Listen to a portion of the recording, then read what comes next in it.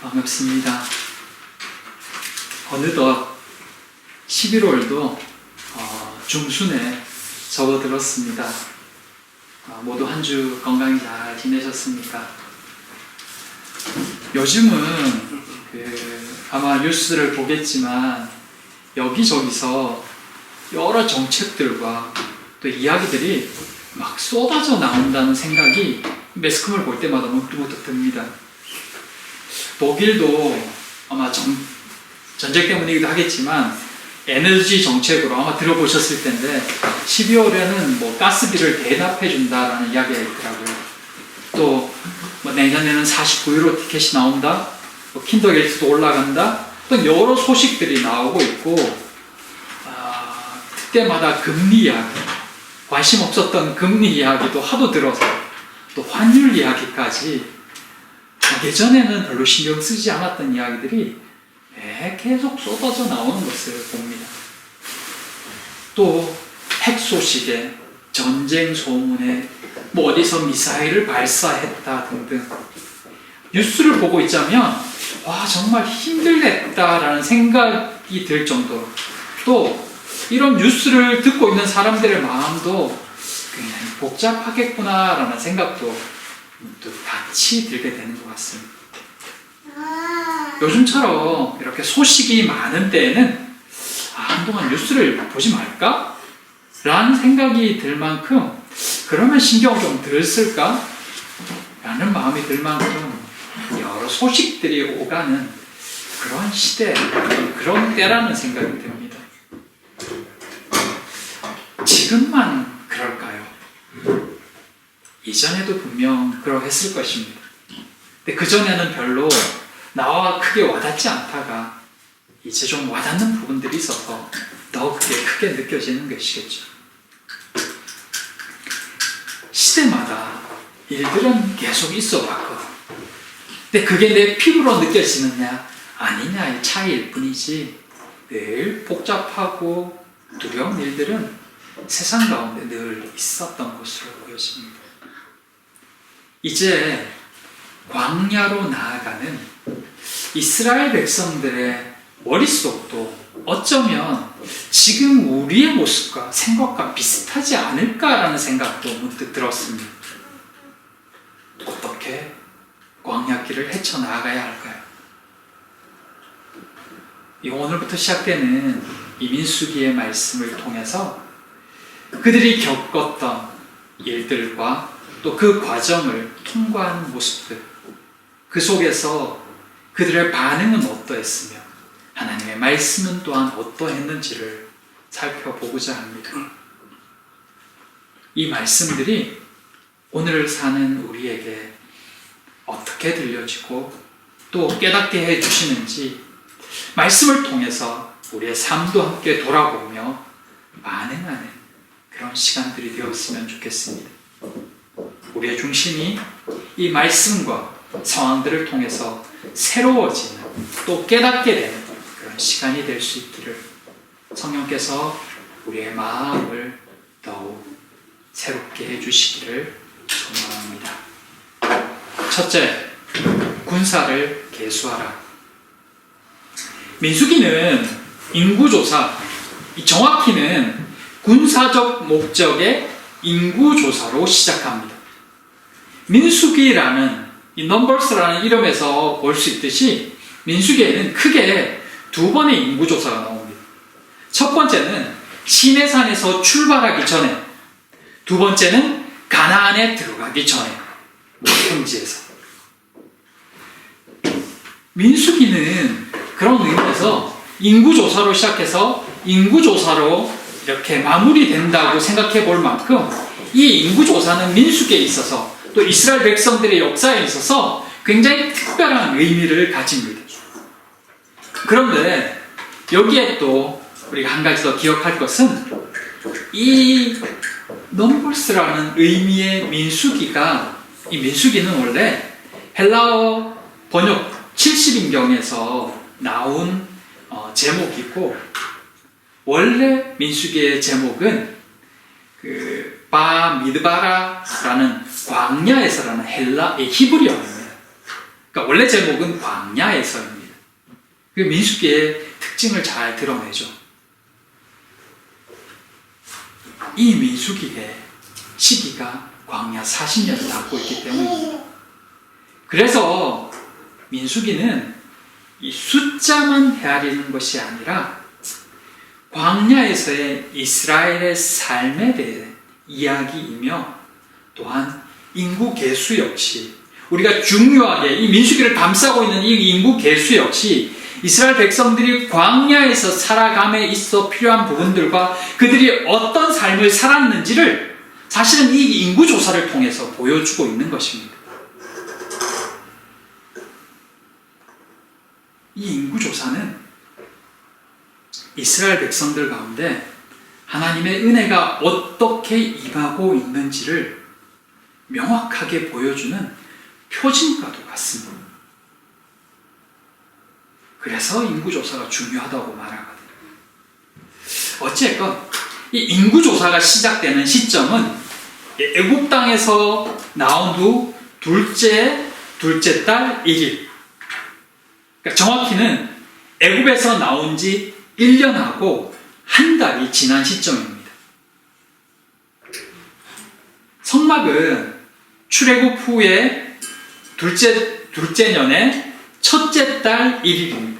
1월 1일이죠. 그리고 인구조사는 2월 1일입니다. 그 한 달 동안에 아마 성막을 다 지었기 때문에 제사장을 세우고 레위기에 기록된 여러 제사 제도들과 또 여호와께 제사 드림이 있었을 것입니다. 그렇게 한 달이 지난 뒤인 둘째 달 2월 1일에 하나님께서는 이제 광야를 거쳐 가나안으로 가기 전 마지막 군사 목적의 인구조사를 하라고 말씀하고 계신 것입니다. 광야로 들어가기 전에 인구조사가 필요했다는 것입니다. 그것도 군사 목적으로 말입니다. 오늘 본문에 보면 이 인구조사의 대상은 20세 이상으로 싸움에 나갈 만한 모든 자라고 표현하고 있습니다. 이 표현이 민수기 1장에 14번이 나옵니다. 20세 이상으로 싸움에 나갈 만한 자. 각 지파마다 한 번씩 계속 언급되고 앞뒤로 또 한 번씩 언급됩니다. 왜 이렇게 많이 이야기할까요? 싸움에 나갈 만한 자란 뜻이 무슨 말일까요? 말 그대로 군사로 전쟁을 치를 자입니다. 백성을 위해서 앞서 싸울 자, 죽을 각오도 해야 되는 그런 군인을 의미하는 것입니다. 여기 보면 20세 이상으로 싸움에 나갈 만한 자는 모두라고 표현하고 있습니다. 한 명도 예외가 없습니다. 적합 판정을 받은 자는 아무도 이 군대에서 제외되지 않는다는 것입니다. 근데 이 이야기를 들으면서 문득 그런 생각이 들었습니다. 지금까지 이스라엘 백성들을 케어하신 분이 누구죠? 하나님이십니다. 여호와잖아요. 애굽에서 나올 때도 이스라엘 백성들이 뭘 했나요? 지켜보고 있었죠. 여호와께서 기적을 일으켜서 모세와 아론을 통해서 일하셨고 기적적으로 그것을 나오게 하셨습니다. 홍해를 건널 때도 그들이 함께 뭔가요? 모세가 지팡이를 그 홍해에 내리치자 갈라졌죠. 그들은 그냥 건너갔어요. 뒤에 적군들이 쫓아왔지만 그 적군들과 싸운 적이 없어요. 그 따라왔던 이들은 그냥 수장됐죠. 물 모자랄 때 하나님 물 주셨죠. 음식 모자란다고 할 때 음식 주시죠. 다 해주셨잖아요. 불기둥과 구름기둥이 그들 옆에 있었어요. 그죠? 다 해주셨는데 그러면 이번에도 어차피 가나안으로 인도하실 거니까 가나안으로 인도하실 때까지 쭉 그냥 가시면서 하나님 막아주시면 될 것 같은데 왜 이번에는 하나님의 백성들을 전쟁터, 목숨을 걸고 싸워야 될 그 전쟁터로 부르시는 것일까요? 전쟁을 하다 보면 어쩔 수 없이 죽는 자도 나올 텐데 하나님께서 왜 하나님의 백성들을 죽음이 있는 그곳으로 가라고 몰아내실까요?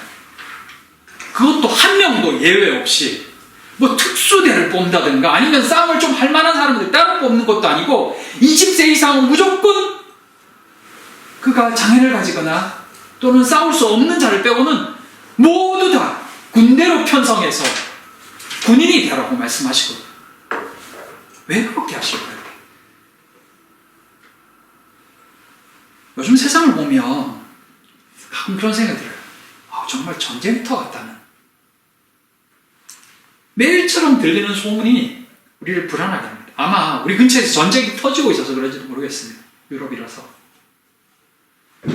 근데 바로 눈앞에서 전쟁은 나는 게 아니지만 이 유럽이라는 그 안에서 좀 외곽에서 전쟁이 터지니까 그 소식이 우리에게도 영향을 미칩니다.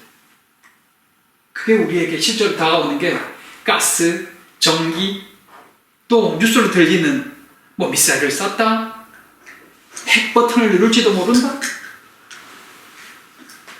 그런 거 아니죠. 회사에서는 회사대로 경쟁을 해야 되고 교회도 교회 하는 대로 생존을 위해 애써야 하고 이스라엘만 광야에 있는 것이 아니라 우리가 살아가는 하루하루가 때로는 광야에 던져진 것 같은 학생들은 공부하느라 미래 걱정하느라 어떻게 될까? 직장은 직장인들 그래서 가끔은 우리가 전쟁터를 가고 있나? 전쟁터에서 살고 있나? 라는 생각들도 문득 듭니다. 그래도 여기는 좀 덜하죠. 치열한 한국, 미국도 일하기 치열하다고 들었습니다. 실제로 우리는 지금 군인 가정도 있고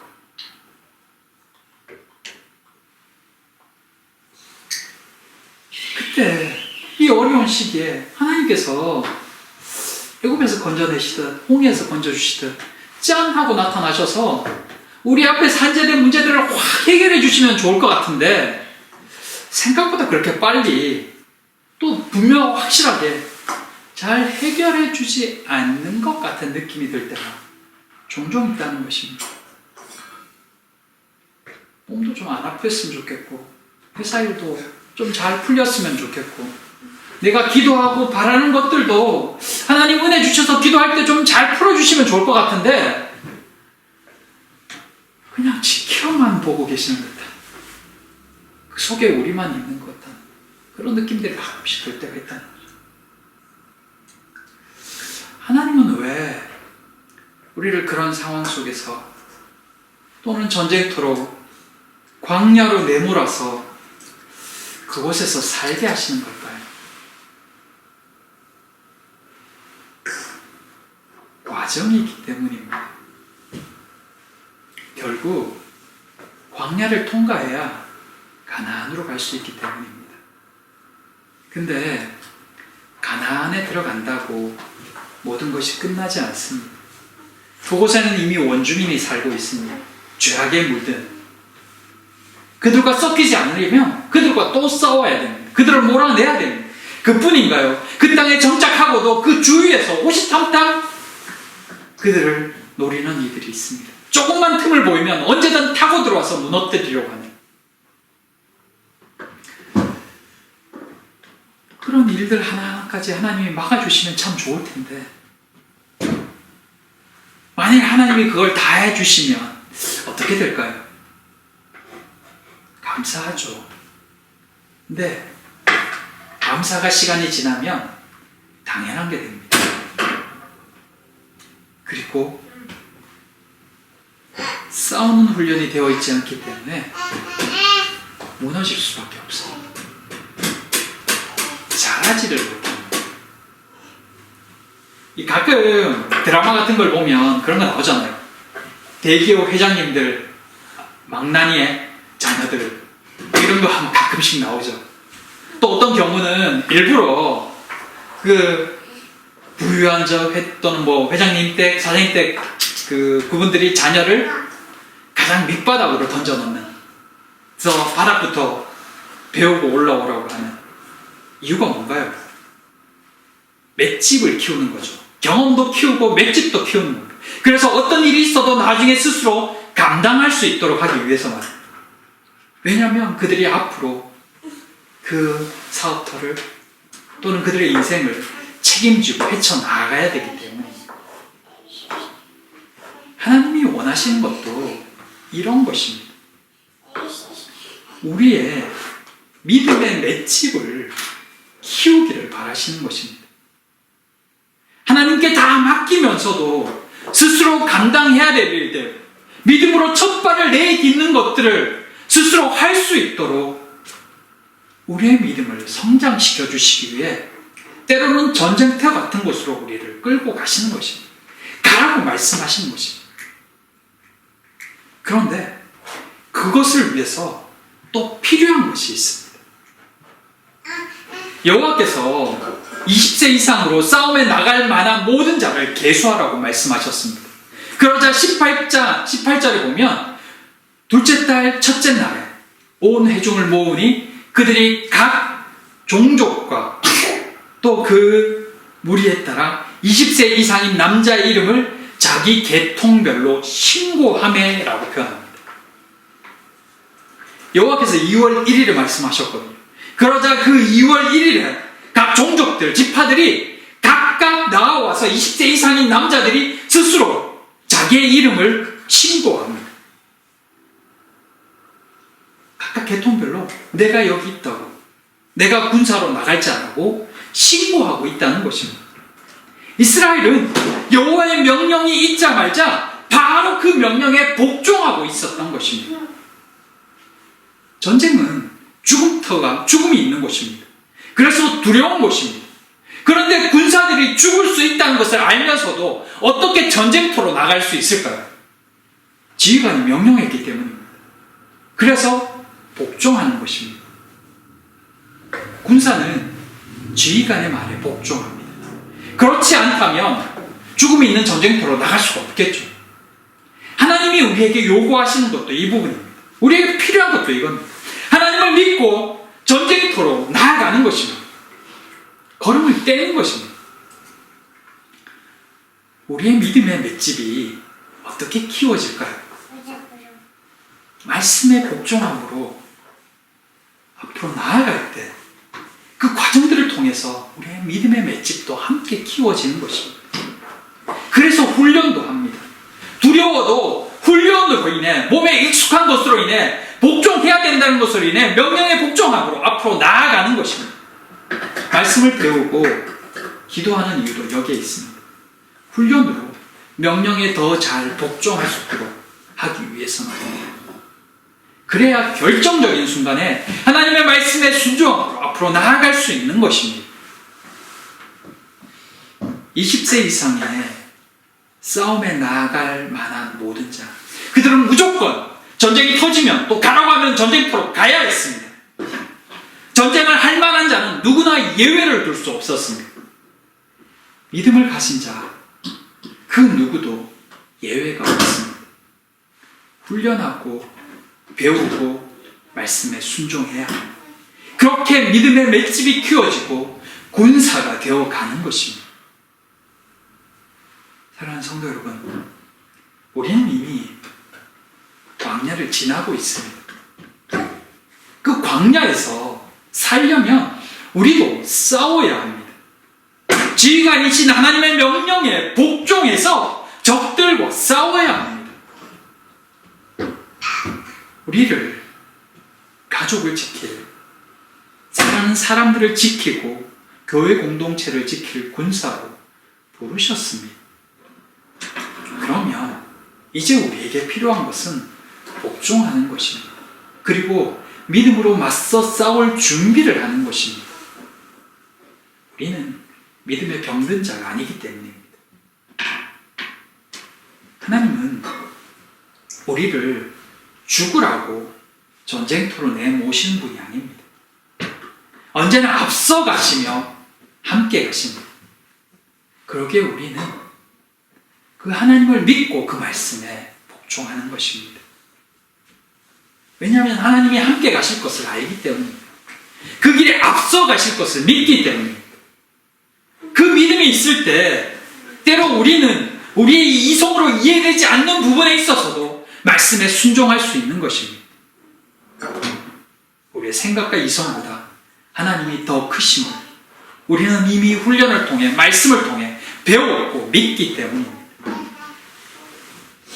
그렇게 복종이 거듭될수록 우리의 믿음은 더욱 커지고 우리의 맷집도 더 강해지는 것입니다.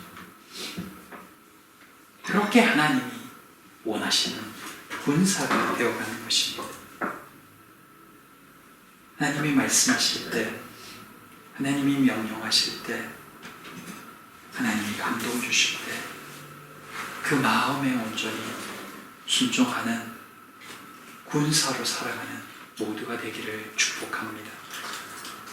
그 삶을 하나님께서 붙드실 것입니다. 여러분은 이미 군사로 부름받았습니다. 군사답게 살아가는 그런 모두가 되기를 진심으로 소망합니다. 둘째, 레위인은 계수하지 말라. 20세 이상의 전쟁에 나갈 만한 자는 다 부름을 받았습니다. 그런데 여기 또 다른 부르심이 있습니다. 그들은 레위인입니다. 하나님은 레위인은 계수하지 말라고 말씀하십니다.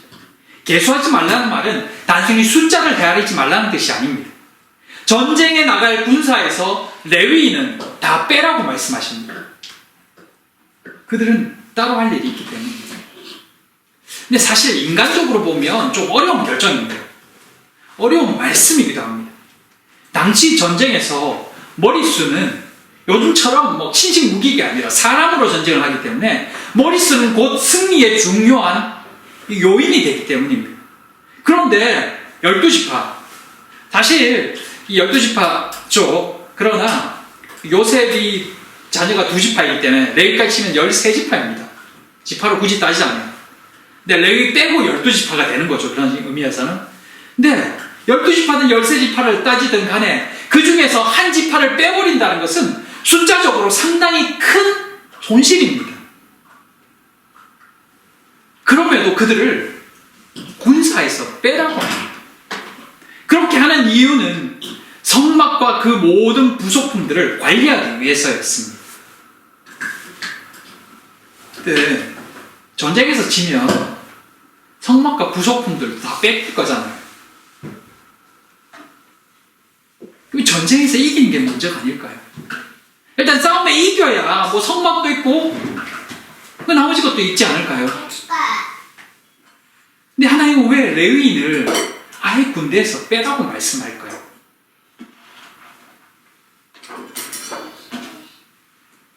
외부의 적들도 중요하지만 그 못지않게 더 중요한 게 있었기 때문에 레위 지파는 아시다시피 하나님이 임재하시는 성막을 파수하는 책임이 주어졌습니다. 그들은 성막과 관련된 모든 부속품들도 관리해야 했습니다. 성막과 관련된 모든 것들은 하나님께 속한 것이기 때문에 모두 거룩합니다. 그래서 아무나 함부로 만질 수가 없습니다. 그것을 만지는 즉시 죽임을 당하기 때문에 그것을 맡아 책임질 구별된 지파가 필요했던 것입니다. 그 일에 선택된 지파가 레위 지파였습니다. 그들은 이스라엘이 이동할 때마다 성막을 먼저 걷어서 운반하고 이스라엘이 정착하기 전에 먼저 성막을 세우는 일을 감당합니다. 그리고 이스라엘 백성들이 성막으로 접근하지 못하도록 진을 쳐서 성막 주위를 막아서 성막에 사람들이 접근해서 죽임을 당하는 일이 없도록 말입니다. 레위 지파는 성막을 지키는 것을 넘어서 사실은 이스라엘 백성들을 하나님의 진노로부터 지키는 역할을 감당하고 있었던 것입니다. 일단 살아야 전쟁에 나갈 거 아니에요. 근데 안에서 그들이 성막 근처로 가서 죽어버리면 전쟁은 고사하고 이스라엘이 생존할 수도 없는 거죠. 이스라엘의 군사들은 군사력으로 이스라엘을 지켰지만 레위 지파는 여호와께 범죄하지 않도록 이스라엘 백성들을 영적으로 지켜야 했던 책임을 감당하고 있었던 것입니다. 그 역시 굉장히 중요했다는 것입니다. 그렇다면 왜 레위 지파였을까요? 그 많은 지파 중에서 굳이 왜 레위 지파가 뽑혔을까요? 출애굽 직전에 하나님께서 애굽의 장자들을 다 죽이셨죠. 마지막 재앙 때. 그때 이스라엘 장자들은 살려주셨습니다. 그리고 그 첫째는 내 것이라고 자신의 소유로 선언하셨습니다. 그런데 이들을 누구로 대신 받으셨냐 하면 바로 레위 지파입니다. 민수기 3장에 가면 그 내용들이 나옵니다. 장자의 숫자만큼 그 레위 지파와 숫자를 이렇게 맞물리고 모자라는 것은 그러니까 허물로 내라는 표현들이 나옵니다. 하나님께서는 레위 지파를 이스라엘의 장자를 대신하여 받으시겠다고 말씀하셨던 것입니다. 그러니까 레위 지파는 곧 이스라엘의 장자를 의미하는 것입니다. 레위 지파가 선택된 이유는 금송아지 사건 아시죠? 그때 모든 백성들이 우상 숭배에 빠졌을 때 레위 지파가 여호와의 편에 선 때문이었습니다. 그렇게 레위 지파는 이스라엘의 장자를 구별하여 하나님께 드리는 헌신의 상징이 된 것입니다. 따라서 레위 지파의 헌신은 곧 각 가정의 장자를 여호와께 구별해 드린 헌신과 같은 것입니다. 각 가정이 자신의 장자를 여호와께 드렸다. 그것이 레위 지파의 헌신으로 나타나고 있었던 것입니다. 장자는 힘의 원천이자 첫 것입니다. 그러므로 그 뜻은 가장 귀한 것을 여호와께 먼저 드리는 그런 의미이고, 여호와께서 그렇게 레위 지파를 이스라엘 지파를 받으신 것입니다. 그 헌신. 그리고 가장 첫째 힘의 근원이 여호와를 섬기는 그곳에 서 있는 것입니다.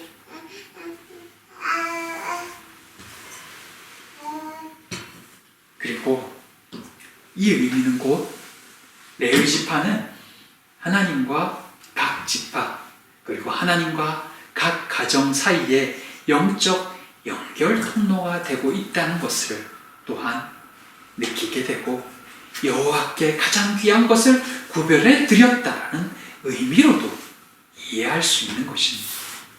그래서 레위 지파의 헌신은 이스라엘에게도 굉장히 중요한 의미가 된다는 것입니다. 이 시대의 레위 지파의 역할을 누가 해야 할 것인가?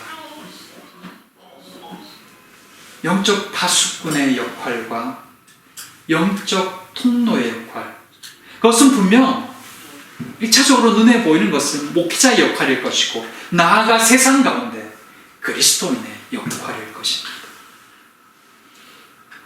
하나님의 거룩을 지키고 영적 파수꾼의 역할을 할 사람들, 세상과 하나님의 통로가 될 사람들, 예수 그리스도께 먼저 그렇게 하셨고 그 역할을 그리스도인 우리에게 부여해 주셨습니다.